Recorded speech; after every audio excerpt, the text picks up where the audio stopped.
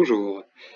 Alors voilà, je viens de vous envoyer vos données par email et je vais maintenant prendre quelques minutes pour vous expliquer d'une part comment elles se structurent et d'autre part vous introduire brièvement à la création des graphiques. Comme ça, si vous n'êtes pas encore familier avec la création de graphiques sur Excel, vous pourrez facilement créer vos propres graphes pour illustrer les tableaux de données dans votre rapport d'activité. Alors d'abord, comment les données se structurent. Vous avez reçu plusieurs fichiers relatifs à la patientèle, aux prestations, éventuellement à d'autres informations qui sont encodées dans vos bases de données. Et chaque fichier se structure comme ceci. Vous avez un premier onglet, ici en bas à gauche, qui reprend les données brutes, qui s'appelle Data. Généralement, ça ne vous sera pas très utile parce que ce sont les données qui sont difficiles à interpréter telles quelles. C'est pour ça que dans les onglets suivants, j'ai créé un certain nombre de tableaux à l'aide de formules pour formaliser ces données selon différentes thématiques.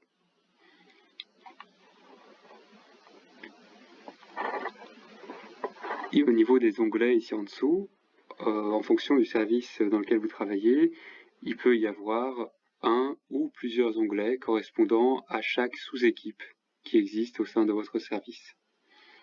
Ici, on est dans le cas d'un service qui a deux équipes, une équipe enfant et une équipe adulte, ce qui est assez classique. Un troisième onglet vient rassembler l'ensemble des observations pour l'ensemble des deux équipes. Et même un petit peu plus. Même un petit peu plus parce qu'en fait, quand on fait ici la somme du nombre de dossiers ouverts en 2021 pour l'équipe enfant 332 et pour l'équipe adulte 478, on arrive à 810.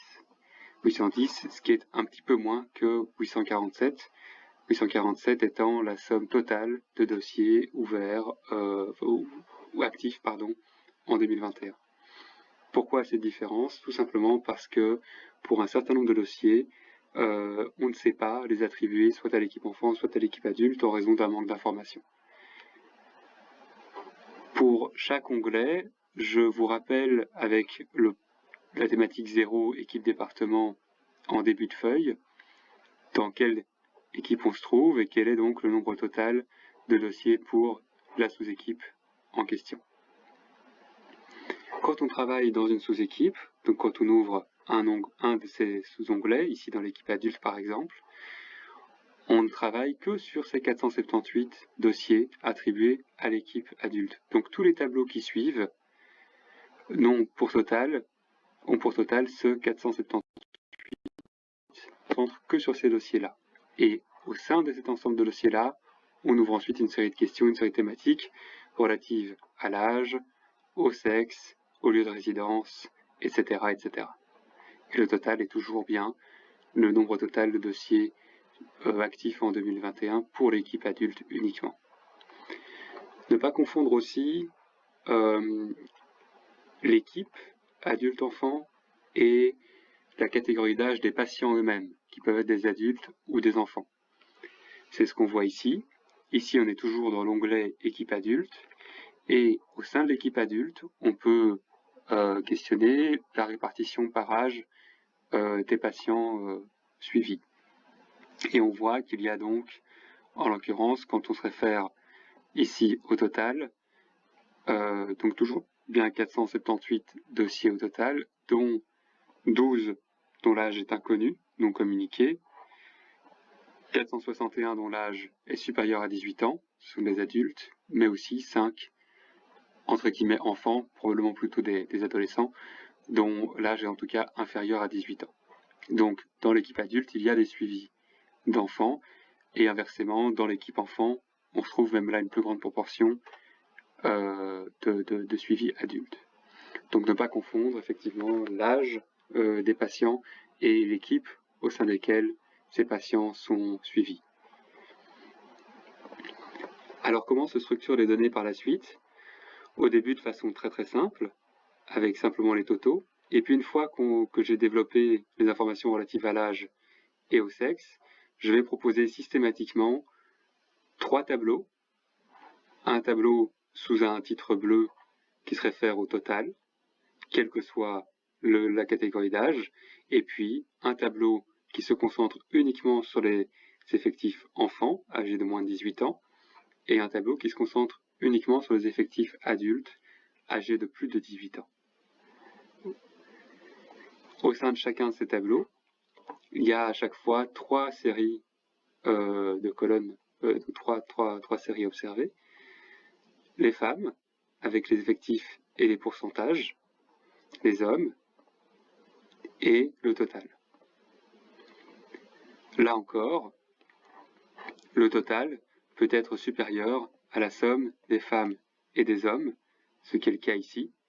La somme des femmes et des hommes fait 843 alors que le total est de 847, tout simplement parce que certaines personnes ont un sexe inconnu. Et donc ils sont comptabilisés dans le total, mais ils ne se retrouvent ni dans la catégorie des hommes ni dans la catégorie des femmes. Voilà pour la présentation générale des données, la manière dont elles sont structurées ici dans ces feuilles de calcul. Un petit mot maintenant rapidement sur la création des graphiques. Vous allez peut-être vouloir, à partir de ces tableaux, créer des graphes pour les mettre en forme dans votre rapport d'activité, les graphes étant souvent plus lisibles que les tableaux. Un petit exemple ici, avec ce titre-ci, la répartition des dossiers actifs en 2021 selon la sous-équipe, enfants ou adultes. Alors il y a deux questions à se poser quand on crée un graphe. La première, c'est celle de la plage de cellules à sélectionner, c'est-à-dire à quelles informations va se rapporter le graphe. Et la deuxième question, c'est celle du type de graphe à créer. Alors imaginons qu'on souhaite ici créer un graphe qui puisse représenter donc la part des équipes enfants, de l'équipe enfant et de l'équipe adulte dans le nombre total de dossiers actifs en 2021. Alors on pourrait avoir le réflexe de sélectionner ici l'ensemble de la plage de données en se disant que c'est ce tableau-là qui nous intéresse, d'aller dans Insertion, Graphique recommandé. Chez moi et chez vous aussi sur Excel, une fenêtre s'ouvrira, elle n'est pas visible ici à l'enregistrement, mais si vous le faites chez vous, une fenêtre s'ouvre et vous avez différents modèles de graphes qui apparaissent. J'en prends un petit peu au hasard pour se rendre compte simplement que ce graphe est un peu brouillon, qu'on ne comprend pas trop ce qu'il veut dire, parce que j'ai sélectionné un trop grand nombre d'informations. Donc maintenant, on va refaire un petit peu l'exercice en se concentrant sur les informations qu'on va sélectionner et qu'on veut qui soient effectivement représentées sur le graphe. Le code de l'équipe, on s'en fiche pas mal. Le fait d'avoir l'effectif exprimé sous forme de nombre et sous forme de pourcentage, ça va être un peu compliqué. Il faut choisir de l'exprimer d'une façon ou d'une autre. Donc on va réduire un petit peu ce qu'on cherche à représenter.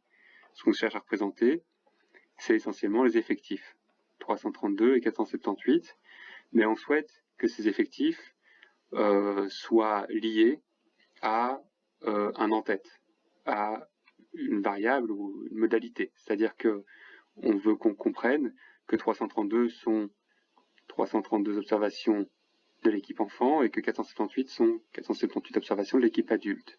Donc on sélectionne également la colonne des en-têtes.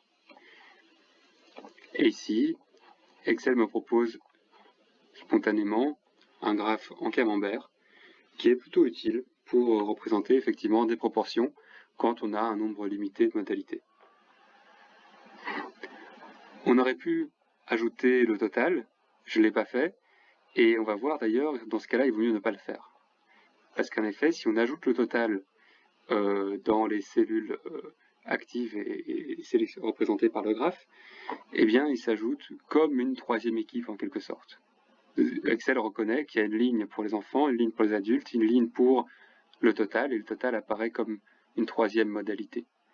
Du coup, ce graphe-là ne représente plus tellement ce qu'on veut représenter, c'est-à-dire un camembert complet qui représente l'intégralité des suivis, des dossiers actifs, et puis leur répartition par équipe. Donc il vaut mieux effectivement, et dans la plupart des cas, il vaut mieux ne pas inclure le total dans la plage de cellules à présenter sur le graphe. Ne pas oublier aussi d'attribuer un titre au graphe.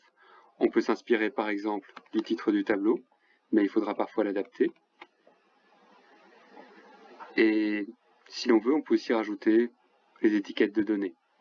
C'est assez utile si on veut se rappeler le nombre exact d'effectifs qui sont représentés par chaque part de camembert.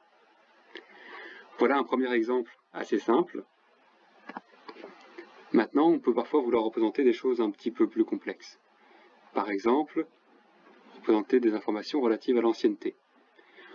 On se demande, c'est un exemple de question à illustrer à l'aide d'un graphe, quelle est la répartition des dossiers selon l'année d'ouverture du dossier?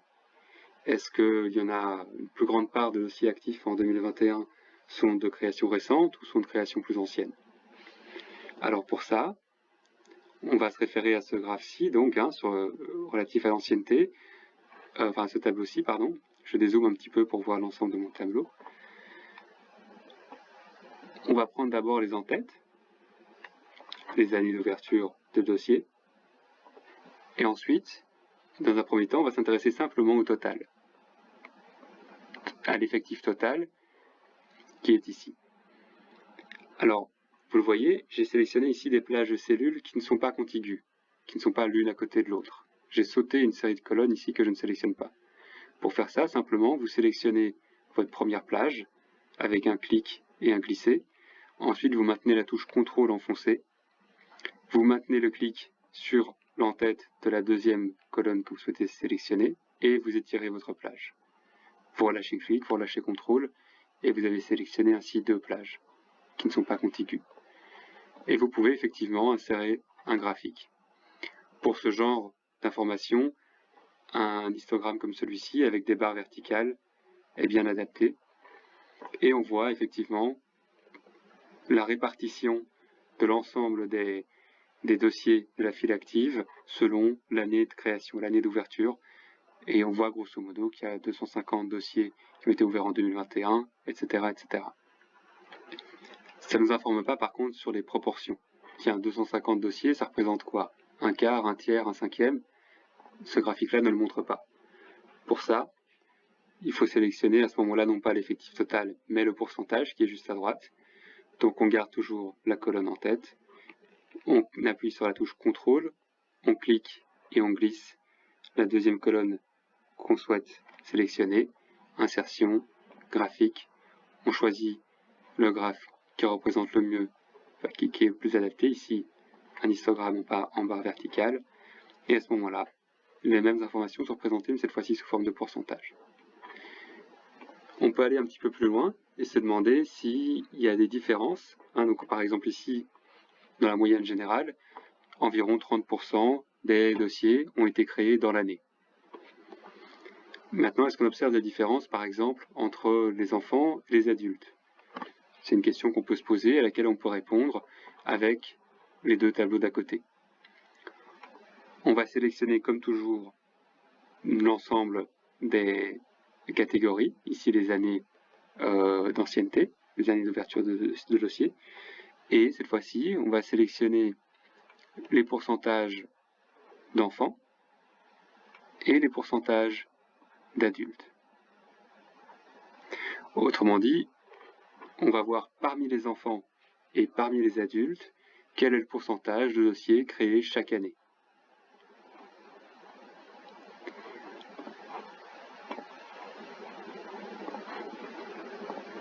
À ce moment-là, à nouveau, même si les plages de cellules ne sont pas contiguës, Excel a compris qu'il s'agissait bien de la même chose et nous représente ces données tout à fait correctement, avec un jeu de couleurs qui vient s'ajouter et qui nous permet de distinguer en bleu les enfants, en orange les adultes.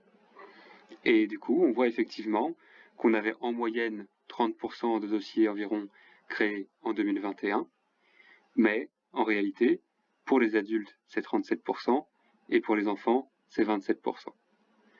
Et on voit comme ça l'évolution, ce qui nous permet de voir en fait en un coup d'œil assez rapidement que dans l'ensemble, parmi les enfants, il y a une plus grande proportion de dossiers de création récente, et que, par contre, relativement aux enfants, parmi les adultes, les dossiers sont de plus régulièrement de création plus ancienne. On n'oublie pas de titrer ce graphe,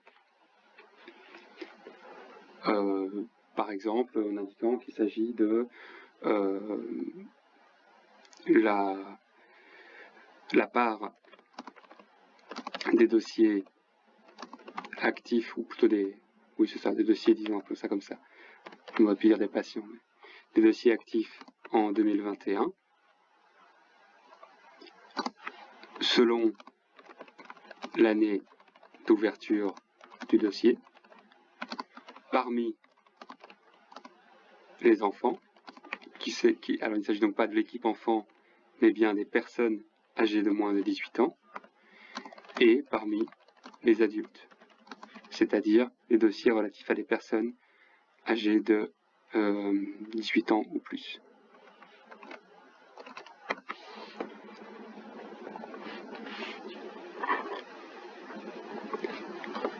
Voilà.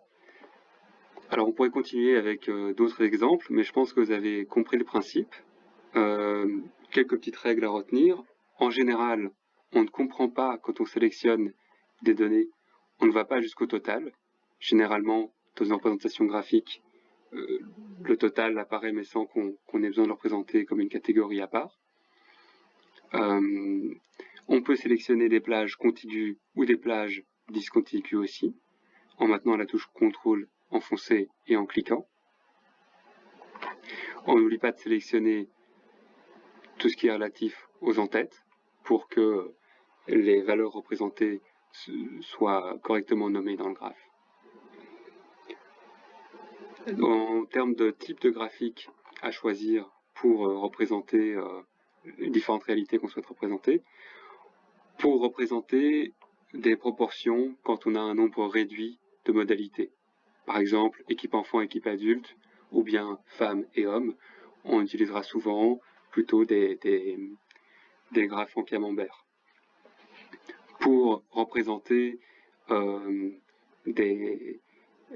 on a un grand nombre de modalités, au contraire, on va plutôt utiliser alors des graphes en barres, verticales ou horizontales.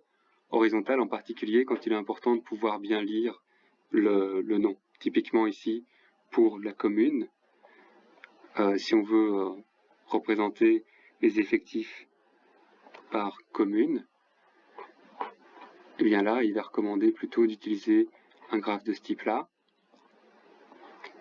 ce qui permet d'écrire horizontalement et de façon tout à fait lisible l'entièreté des modalités qu'on a reprises dans cette colonne-ci. Et en même temps, ça permet d'avoir en un coup d'œil rapide la répartition de la patientèle par commune. Et enfin, pour représenter des graphes avec plusieurs dimensions, quand on rajoute par exemple la dimension du fait d'être enfant ou adulte, ou la dimension du fait d'être un homme ou une femme, on peut le faire également, et généralement Excel introduit lui-même des différences de couleurs pour représenter ces dimensions supplémentaires. Voilà, j'espère avoir pu vous donner quelques clés rapidement pour à la fois mieux comprendre les tableaux que je vous envoie et créer les graphes qui vous intéressent à partir de ces tableaux. Si vous avez des questions ou des remarques, n'hésitez pas à me contacter. Si vous remarquez aussi, ça peut arriver, des petites erreurs qui se sont glissées dans vos tableaux ou des incohérences. Voilà, j'essaye évidemment de vérifier les résultats avant de vous les envoyer et j'essaye qu'il n'y en ait pas, mais ça peut malheureusement arriver. Dans ce cas-là, n'hésitez pas à me contacter. Ça me permettra de corriger ça et d'éviter que ce genre d'erreur se propage aussi éventuellement à d'autres. Voilà, je vous souhaite une bonne continuation et à bientôt.